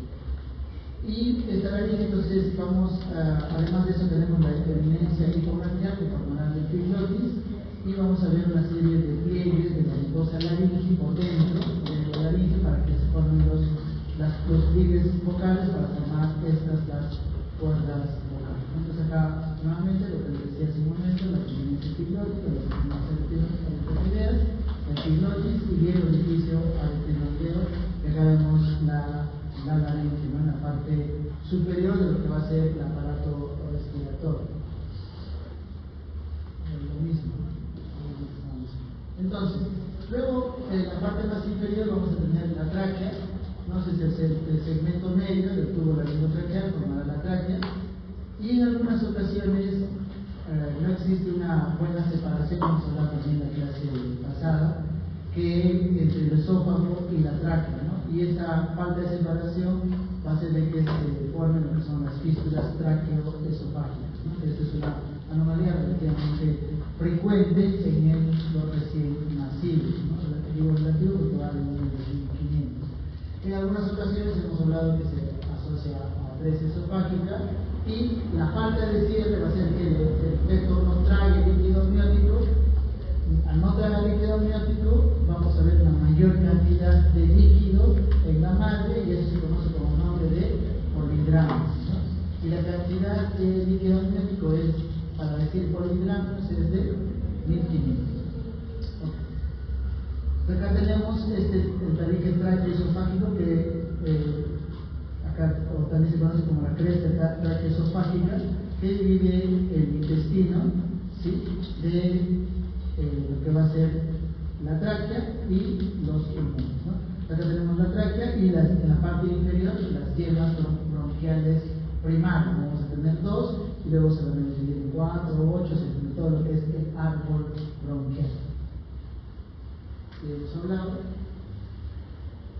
Y la región más inferior de lo que es este tubo laringotraqueal, o sea, lo que estábamos hablando, la región más inferior de este tubo laringotraqueal o del se va a formar o vamos a tener el desarrollo broncopulmonar. Entonces acá tenemos el primorio, la llama pulmonar, y al inicio tenemos dos primorios broncopulmonares que van a formar los pulmones derecho e izquierdo, y estos bronquios primarios van a ir dividiéndose en los bronquios secundarios, terciarios y los bronquiolos, ¿no?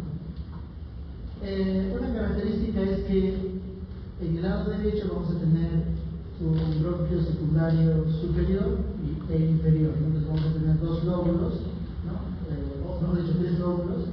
En el lado derecho, el lóbulo superior derecho, el medio derecho y el inferior derecho. En el lado izquierdo, solamente dos lóbulos, ¿no? Superior e izquierdo. Igual, inicialmente, en todo caso, van a ver las mismas comunicaciones, ¿no? Sino que la diferencia en el lado derecho es que el bronquio secundario inferior va a tener dos divisiones adicionales, una división adicional, ¿no? Para que tengamos estos dos lóbulos.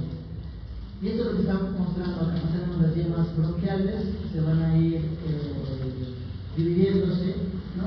Y en el lado derecho tenemos este lóbulo superior, el medio y el inferior. ¿Sí? Lo que estaba comentando en la diapositiva previa, ¿no? Nuevamente, lóbulo superior, medio e inferior. O sea, ustedes cuando entren a disecar en anatomía, al momento de ver los dos pulmones, el lado derecho va a estar separado, ¿no? En tres, y el lado izquierdo solamente en dos. ¿Sí?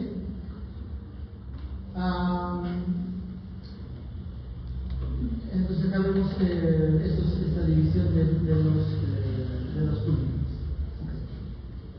Entonces, cada bronquio se va a dicotomizar, más o menos esto ocurre en la séptima semana.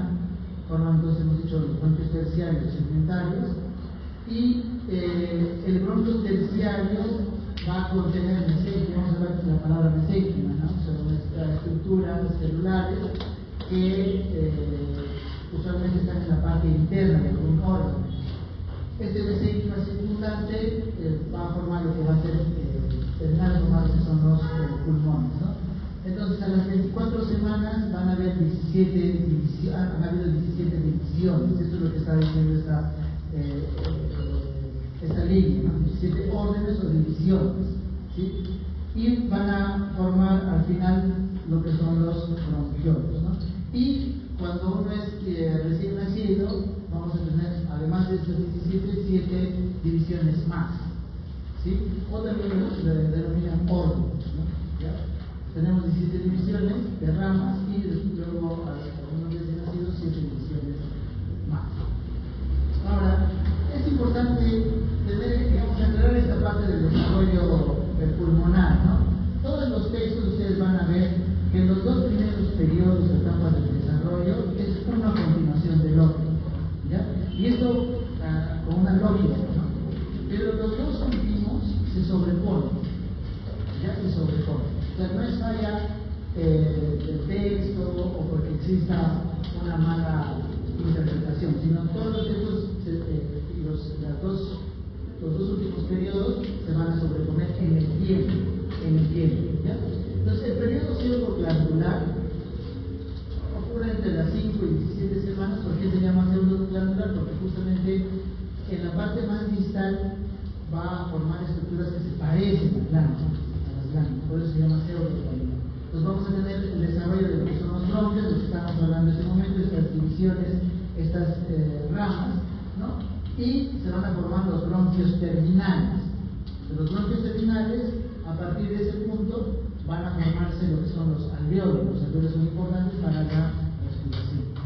Luego tenemos el periodo canalicular, que es una continuación de otro. Acá vemos 5 y 17, y el periodo canalicular de las 17 a las 25 semanas, ¿no? Acá lo que se va a observar es el aumento de la luz de los bronquios y los bronquiolos terminales, o sea, aumenta el diámetro de estos bronquios y bronquiolos, y los bronquiolos se van a terminar de formar estos bronquios respiratorios y inician la formación de los conductos alveolares. Y en la parte más distal es lo que van a ser los pulmones. Entonces, hasta este periodo, digamos ya en la etapa feto es probable de que no va a poder respirar, ¿no es cierto? Porque todavía no se han formado los alveolos. Para que una persona respire es importante los alveolos. Entonces, si no tenemos la formación de los alveolos, este feto de 25 semanas, digamos, si nace de 25 semanas, es imposible que sobreviva. ¿Sí? Luego vamos a ver el periodo de los sacros terminales, y justamente lo que les decía hace un momento, ¿no? Este periodo de los sacros terminales va desde las 24 semanas hasta el nacimiento. Y lo que se va a observar es que estos conductos alveolares forman estos sacros aéreos terminales, lo que se conoce como los alveolos primitivos. O sea, los conductos alveolares forman los alveolos primitivos. Y esos alveolos primitivos, entonces, a partir de este momento, va a permitir entonces el paso de oxígeno o CO2 de un lado hacia otro. Y el periodo alveolar, es decir, que ya se van a terminar de formar en sí los alveolos de manera definitiva, recién va desde las 32 semanas. Entonces, ¿qué significaría eso? Si tenemos un recién nacido de 32 semanas para arriba, entonces es probable que el recién nacido pueda respirar casi solo por su cuenta, ¿cierto? Pero si tenemos un recién nacido antes de este periodo, probablemente va a ser muy complicado que pueda respirar por su cuenta porque no se han formado los alveolos, porque en el periodo de sacros terminales, que serían más de las 24 semanas antes del nacimiento, solo se están observando alveolos primitivos, ¿ya? Y miren, el periodo alveolar, por eso les decía, se sobrepone uno con otro porque va desde las 32 semanas hasta los 8 años de edad. O sea, hasta los 8 años de edad, recién la persona termina de desarrollar sus pulmones. ¿Sí? ¿Cuál es otro órgano que también hemos hablado, creo que no les dije, que también termina de desarrollar en la etapa post-nacimiento?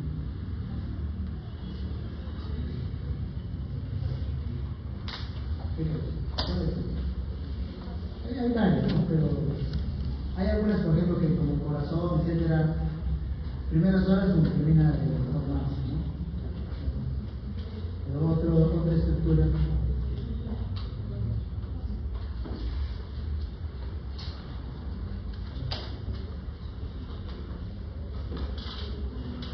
En este momento, de hecho, en ustedes recién está terminando de ser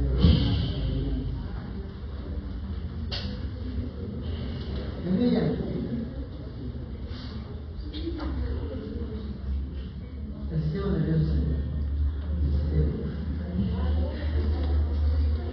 El cerebro recién termina de formarse a los 27 o 28 años.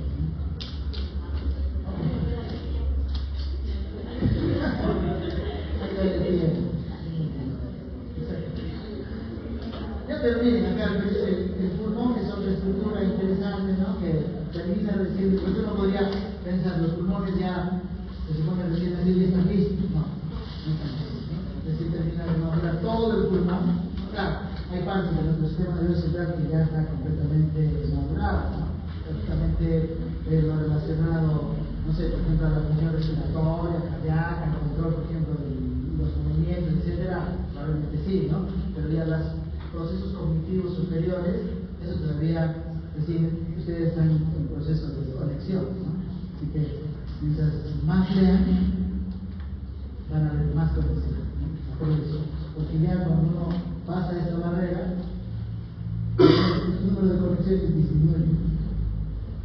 Por eso tuve esa confusión hace un momento. Entonces se forman los alveolos definitivos y es importante en este periodo alveolar porque se va a formar una membrana alveolo-capilar fina, es decir, vamos a tener una estructura, un grupo de proteínas que se conocen como el surfactante. Y lo que va a hacer este surfactante, supongamos que este es el alveolo, ¿no? Es la parte final de lo que son los bronquiolos, ¿no? El surfactante es una estructura que va a cubrir la parte interna y eso va a permitir de que el alveolo no colapse, ¿sí? Entonces, no solamente es importante que se forme el alveolo, sino también es importante que se forme el surfactante. ¿Sí? Pregúntense. Se acaba con los diferentes periodos, a veces con las imágenes nos explicamos mejor, ¿no?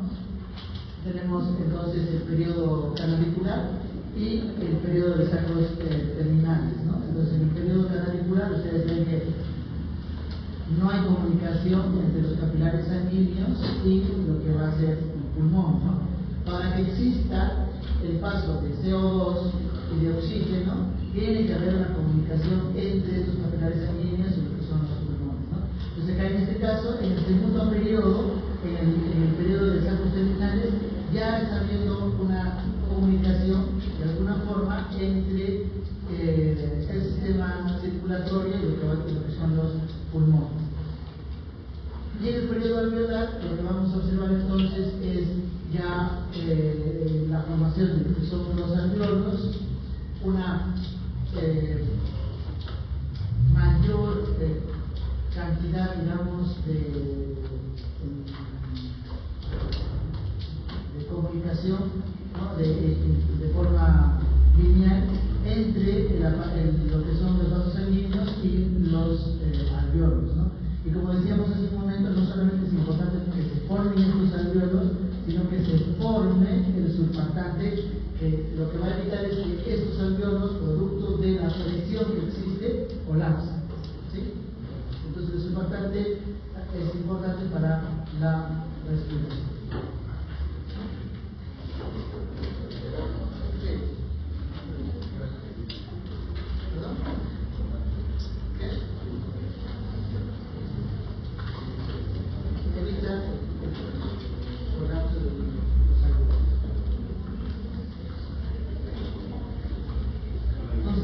Estábamos hablando, que nos faltaba comentar sobre las anomalías de los arcos faríngeos. Tenemos los senos y quistes auriculares congénitos.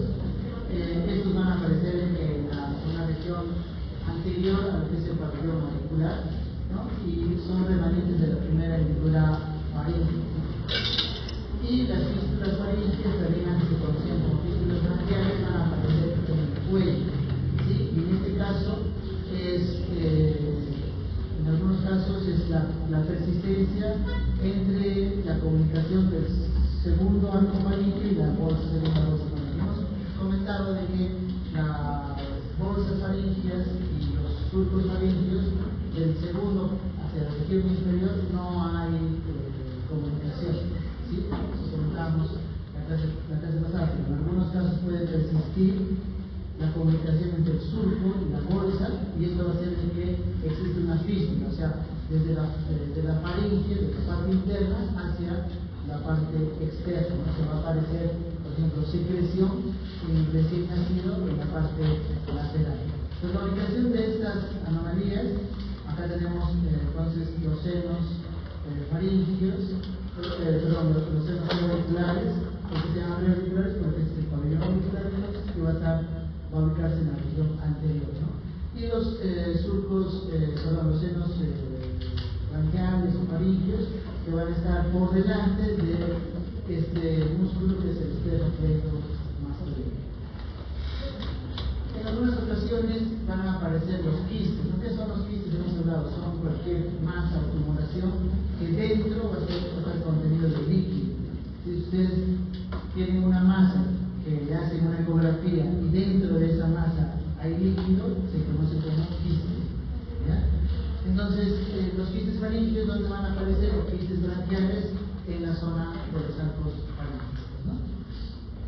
Y una característica que tienen estos recién nacidos es que no duelen, van creciendo de manera progresiva, ¿no? Y de manera lenta. Como dice acá, se va a acumular de líquido y células.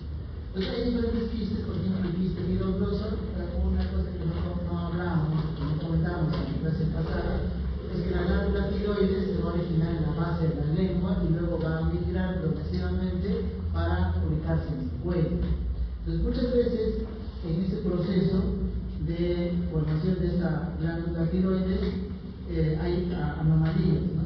Vamos a ver entonces la formación de estos quistes, que se conocen como los quistes del conductor piloso. Y lógicamente la glándula tiroides está en la parte media del cuello, por por lo tanto vamos a ver que esos quistes fibrosos van a estar en la parte media del cuello, no hacia los lados como vimos cuando hablamos de los quistes, ¿no? Acá esos quistes fibrosos pueden estar inmediatamente por debajo de la lengua o más en la parte digamos media de lo que es el cuello, ¿no? O en la parte más inferior digamos a la altura del cartílago fibroso. Entonces, si vemos una anomalía de esta forma, es un niño, ¿no? Lo tienen que llamar grande, ¿no? Que vemos esta estructura en la parte media y que va creciendo progresivamente sin dolor, y este sería un quiste. Ahora, existen lógicamente algunos síndromes o anomalías o trastornos genéticos que van a provocar alteración en la formación del rostro y del cuello, ¿no? Y uno de ellos es este síndrome que conocemos como Goldenberg, y la característica es que la facies es asimétrica, ¿no? Ustedes lo que están viendo que un lado es más grande que el otro. Por otro lado tiene una macrostomía unilateral, es decir que una de las comisuras orales está como corrida hacia un lado, ¿no? Como si fuera una hendidura. Además se acompaña, por ejemplo, de anomalías en la formación de los rellenos auriculares. Los rellenos auriculares a veces no los tiene o los tiene incompletos. Y a veces se afecta o se comprometen las vértebras, ¿no? Acá un punto importante, ¿no? Esto sí lo tienen que guardárselo para siempre, para toda su carrera. Es probable que cuando ustedes hagan teología o algo con no especialista en genética, les van a decir, si ustedes ven alguna anomalía a nivel de los pabellones auriculares, piensen de que podría ser una malformación renal. Eso, cuando escuchen eso, no le crean. Así, de verdad, no le crean. Porque eso está escrito hace mucho tiempo que no tiene nada que ver. Y eso no es porque yo lo diga, ¿no? A veces yo converso con los colegas y dicen, no, pero siempre hay que ver, me dicen, ¿no? Pero que siempre hay que ver. Vamos a buscar información, vamos a buscar data, y no hay ningún estudio que nos diga que si uno tiene una anomalía a nivel de los pabellones auriculares, uno tiene que tener un defecto renal. ¿Sí? ¿Okay? O sea, si yo en algún momento de mi vida voy a escucharlos en una charla, ustedes por ahí hablan y dicen, si ustedes ven un niño con alguna anomalía auricular, hagan ecografía renal, yo voy a tirar rollo. ¿Sí? Eso no hay relación, no hay relación. ¿Sí? O sea, ustedes eventualmente si quieren pueden discutir si está en un ambiente académico con el profesor, ¿no? Que sería, digamos, lo más prudente para que el resto no se nos informe. Y a veces lo peor, paréntesis, a veces lo peor hace el razonamiento en sentido contrario, ¿no? O sea, primero la información está mal, pero también dice, si tiene malformaciones renales, también debe tener malformaciones y problemas auditivos, ¿no? Y eso bien visto en la práctica. Y como ustedes acá ven, las principales anomalías en este síndrome que tiene anomalías en los pabellones auriculares no es en los riñones, sino en la columna vertebral. Esto dice un en 5.600, algunos autores dicen un en 2.000. De hecho, dentro de los síndromes genéticos, este es el más frecuente. ¿Sí? Este es el más frecuente. Hasta hace unos años no se conocía la causa, pero a la fecha ya se ha establecido que son 2 genes. No, pero seguramente hay pacientes, de hecho, hay pacientes que se hacen pruebas genéticas y no salen estos genes. Luego, otro síndrome que se llama Treacher-Collins. De hecho, hay una película que, por temas de tiempo, ustedes no los voy a hacer ver, si quieren lo pueden ver. Que habla justamente de este síndrome de Treacher-Collins, ¿no? Y acá, como ven, la anomalía es en los dos lados, ¿no? En el anterior vemos que hay una simetría facial. En este la anomalía es bilateral, ¿no? Y también hay microtia, además hay malformaciones del párpado inferior, de los pabellones auriculares. Este también es de herencia dominante autosómica en la mayoría de los casos, pero hay un grupo que podría ser recesivo, ¿no? Que acá ustedes ven por acá, recesivo, ¿no?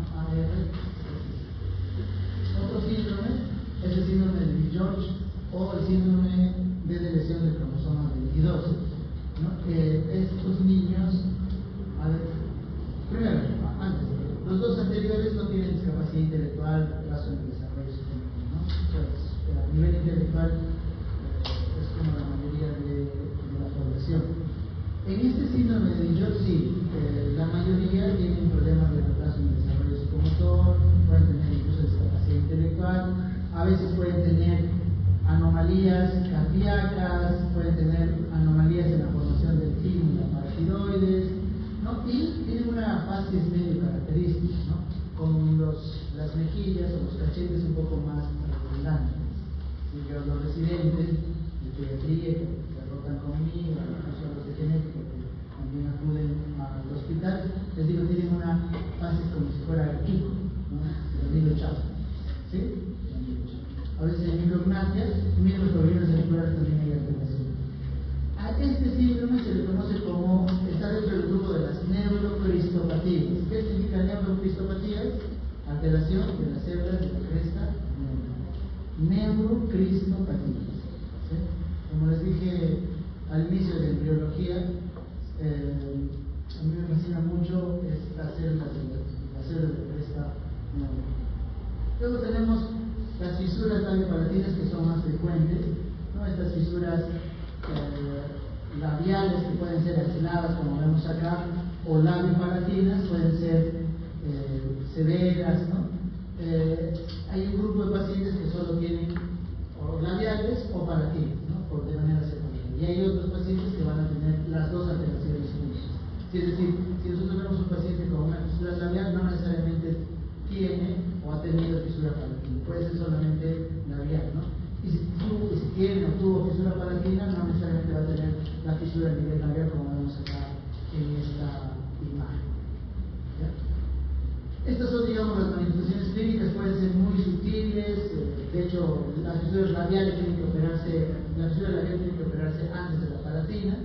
Y en algunos casos, las fisuras no son a causa de esta anomalía en estos procesos frontonasales que comentábamos en la clase pasada, ¿no? En la clase pasada hablamos del proceso frontonasal, del proceso maxilar, ¿no? Superior, sino es producto de lo que son las bandas amnióticas. Hemos hablado también de lo que son anomalías, hemos hablado de las bandas amnióticas, que es cuando se rompe el amnios y forma como unas sogas, ¿no? Intrauterinas, y el embrión o el feto se amarra y se amputa, ¿no? En algunos casos puede llegar a fisurar incluso el rostro, ¿no? Y acá vemos esta fisura, digamos, que va desde el labio y llega hasta la región inferior del ojo. Eso probablemente es una banda amniótica. De hecho, hace unos días vino un paciente que tuvo probablemente una banda amniótica que hizo de que la boca sea mucho más grande, ¿no? Se lo partió hacia adentro. El niño solo tenía eso, ¿no? Entonces, bueno, eso es lógicamente quirúrgico. Importante lo que son las fisuras labiopalatinas, ¿no? ¿Por qué les digo esto importante? Igual, a veces cuando vemos un niño con fisura labiopalatina, lo vemos recién nacido, y ustedes es probable que les digan, oye, quiero que me digas qué debo hacer. Y muchas veces nos llevamos de conceptos que tienen la mayoría de profesionales de la salud, ¿no? En el sentido de que dicen, las fisuras labiopalatinas todas son aisladas o multifactoriales. Cuando digo multifactoriales, se supone que hay diferentes factores, ¿no? Higiénicos, ambientales, que han hecho de que la persona tenga esa. Sin embargo, desde un punto de vista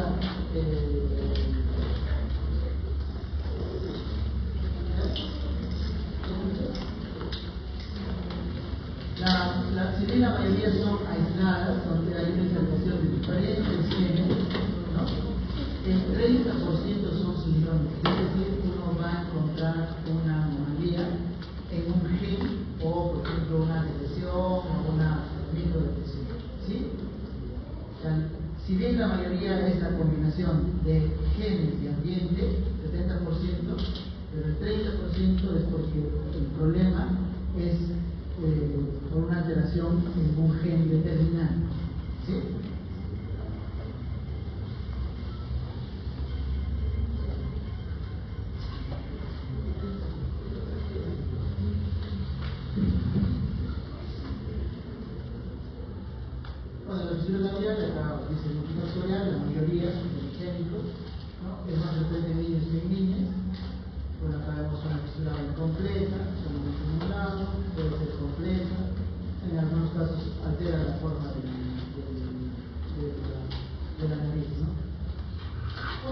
importante es que a veces podemos ver, acá vemos este árbol genealógico para que puedan entender.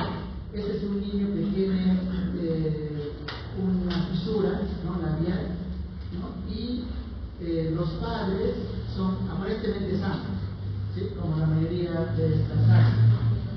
Y si yo le hago una ecografía de los labios, voy a encontrar una alteración en el músculo auricular de los labios. Entonces, en el labio superior hay un músculo, ¿no?, y a veces puede estar, no se ha formado adecuadamente, y justamente la ecografía lo que va a permitir es evaluar si ese músculo no se ha formado adecuadamente, que se ha cerrado internamente. Entonces, si una persona tiene este fenotipo, en todo caso estos fenotipos, pero que no se está viendo en la anomalía, puede tener un mayor riesgo de tener un niño con una fisura labial, ¿sí? Entonces, igual, si ustedes quieren hacer un buen asesoramiento, no solamente quédense en decir es poligénico, sino probablemente es poligénico, pero uno de los papás podría tener un endofenotipo. Y si es que existe este antecedente, o sea, al momento de yo recién hacer a los papás ecografía, el riesgo de recurrencia puede ser tan alto de hasta un 17%, ¿no? Mientras más personas comprometidas, hay mayor riesgo. La fisura palatina es más frecuente en niñas que en niños, al revés que la fisura labial, ¿no? Va a provocar un trastorno del habla, ¿no? Si no se opera adecuadamente, la voz nasal principalmente, y en este caso es 50-50, si solamente es fisura del paladar.